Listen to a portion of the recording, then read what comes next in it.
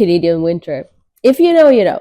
And if you're new here, buckle up because you're in for a ride. Today I'm going to share everything you need to know to survive and thrive in Canada during this frosty season. From staying warm to shoveling like a pro, let's get into it. Your number one rule is to always dress for the cold. This is not winter gear. This is your one-way ticket to getting sick. And this is your new best friend. Let me break it down. A good warm parka is essential for Canadian winter. Yes, I know, a good parka is not cheap, but you need to think about it as an investment in your own health and comfort. Like, I've had my Canada Goose jacket for almost 8 years already, and it's still in a very good condition. You just need to maintain it. Besides, you will not be wearing it every day because it is not always minus 30 outside, so you can often get away with a lighter jacket. For example, I got this one from Uniqlo for about $230, and it's actually very soft and very warm, and I usually wear it somewhere between -5 and 5 degrees. And if you need help with choosing the right parka, here are some tips for you. First of all, make sure that it covers your hips. The whole purpose is to keep you warm, so you gotta cover as many body parts as possible. The outer layer should be waterproof to protect you from snow, slush, and even freezing rain. You also want it to have a nice collar and a hood to protect you from wind and make sure that your face is nice and warm. Like, if I zip up my jacket completely, you won't even see my face. It feels like I'm inside of an igloo. Keep in mind that natural down provides better protection from cold, but it is a little bit more expensive, and a lot of people try to stay away from animal products for ethical reasons. And here are some of the top brands for winter jackets in Canada.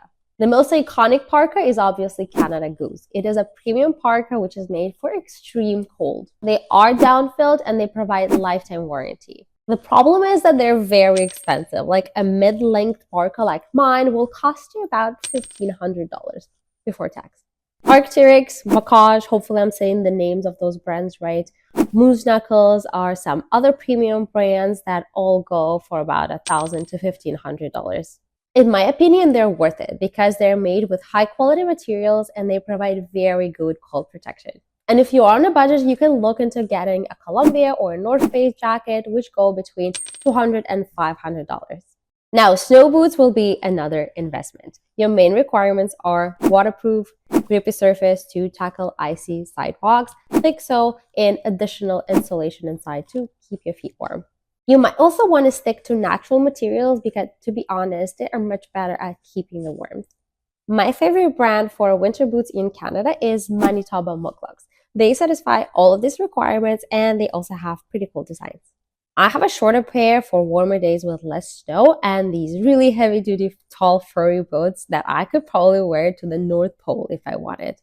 These are a bit pricey, like the short model is $190 at the moment. The tall ones are even more expensive at $360, but they also have a medium length for $250.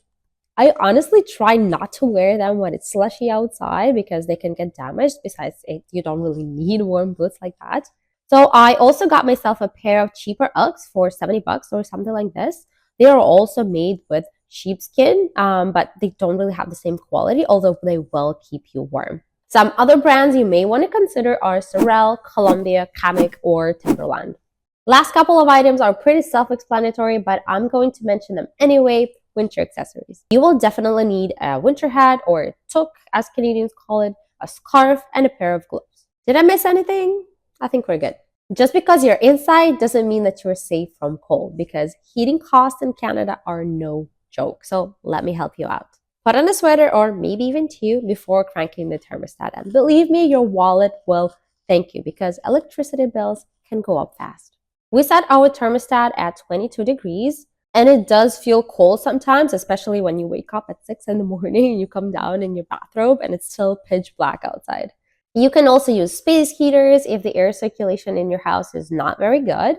Because let's be honest, you do not need to warm up the entire house, just the rooms where you are currently spending time. You can use a small heater like this that you can put in your bedroom and turn it on before you go to sleep, but make sure to keep the door closed. Also remember that you may lose electricity in winter during heavy snowstorms or even during ice rains, which are actually very common here in Montreal. So make sure that you have a flashlight, some durable food that doesn't go bad, for example, beans in a can will do, and a power bank to charge your phone. And then pray to God that electricity will be restored soon, because you will eventually also lose access to hot water, and that's really not fun. If you live in a house in Canada, you will most definitely need to shovel all winter long. And shoveling in Canada isn't just a chore, it's a sport. And to do it efficiently, you need the right equipment. And if you have a big driveway like us, consider investing in a snowblower or hiring a snow removal company. A snowblower can cost you anywhere from $500 to $3,000, but it will last you for years. And even though you still will need to go out there in the cold, it will save you time and effort. And if you want to avoid it completely, a full season of snow removal services will cost you about $500, and believe me, it's worth it. And the last tip I have for you to make winter bearable is to distract yourself from cold as much as possible.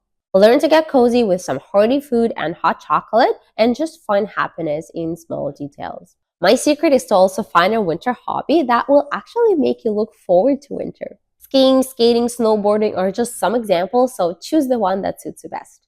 Canadian winter is no joke, but it's also the season full of fun, beauty, and new experiences. And with the right mindset on hopefully a couple of these tips that I just shared with you, you will not only survive winter, but you will eventually come to enjoy it.